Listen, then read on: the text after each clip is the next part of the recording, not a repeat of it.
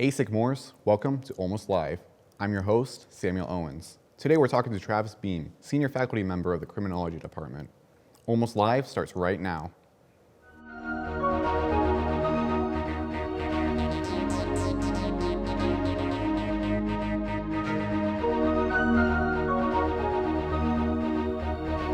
Five, 4, 3, 2, 1.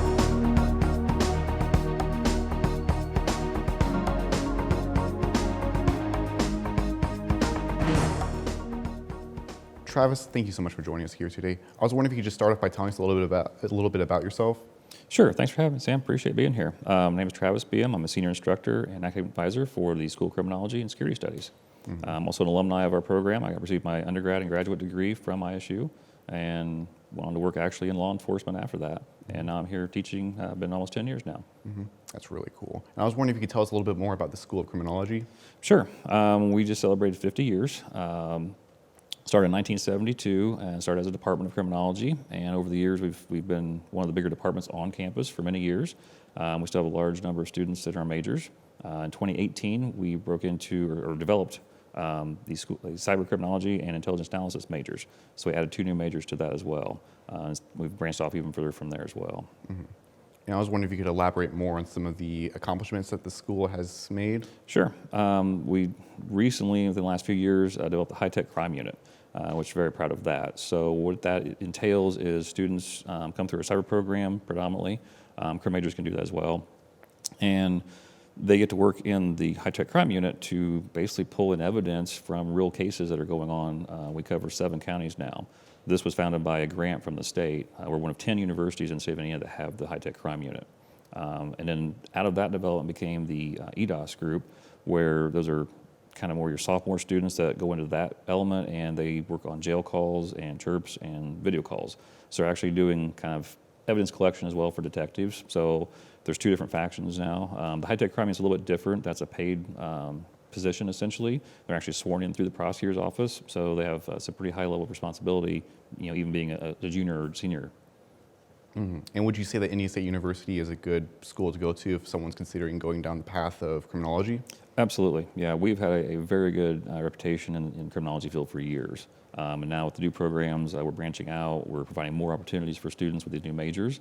So it's not kind of just the traditional jobs people think about. The cyber criminology field, intelligence analyst field is growing areas. So we're really beginning to meet the needs that are out there in society by using these programs. And our students can come through here and get some great degrees. And you were telling me earlier about how the School of Criminology was celebrating its 50-year anniversary. Could you tell me how the celebration was? Yeah, it went off very well. We had some great alumni back in. The faculty members were there. We had several students that were there. We had 2 of our great alumni who were key speakers, Bob Casey and Dave Brandt. Then we had the provost speak, and our dean spoke, and our director of our department spoke. So no, it was a really good time. A lot of people got to catch up with faculty members they hadn't seen in probably 10 or 15 years, and it was a really enjoyable time. And could you tell us a little bit more about the opportunities criminology students might have? Sure. I generally say there's probably 100 career paths you could take in criminology and cyber and intel, so it's a great weed to go into. I worked in a couple different areas in it just by that 1 degree essentially, so you can kind of set your sights on where you want to go and what you want to do, and we're going to provide you with the education and your real-world experience to help get you there. And what about opportunities for like cyber criminology students working for the prosecutor's office, or maybe a trip to Croatia I was hearing about? Yes, so the prosecutor's office and the high-tech crime unit, I mean, that's phenomenal. It's real-world experience. They're working with software that, like our state police lab uses the same software that the police agencies use, Gray Key and Magna Forensics. So they're actually training on software that could be used for them later in the field as well. Study abroad program, it's a faculty-led program. Professor Lisa Decker leads that, and they go to Croatia every other year at the University of Zagreb, and they study with students over there. And then the off year, their students come back over here. And then in 2025, we just inked a deal basically with Edge Hill University in the UK.